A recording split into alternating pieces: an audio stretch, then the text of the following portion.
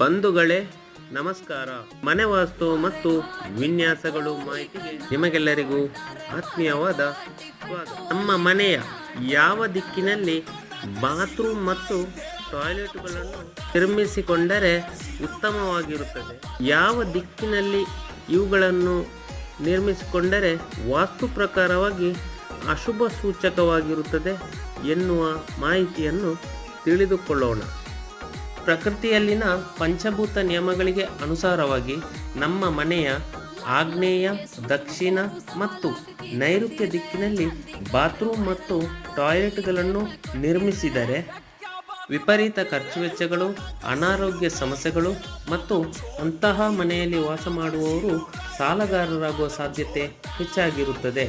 ನಮ್ಮ ವಾಸದ ಮನೆಯ ವಾಯುವ್ಯ ದಿಕ್ಕಿನಲ್ಲಿ ಟಾಯ್ಲೆಟ್ ಮತ್ತು ಬಾತ್ರೂಮ್ಗಳನ್ನು ನಿರ್ಮಿಸಿಕೊಂಡರೆ ಬಹಳ ಉತ್ತಮವಾಗಿದೆ.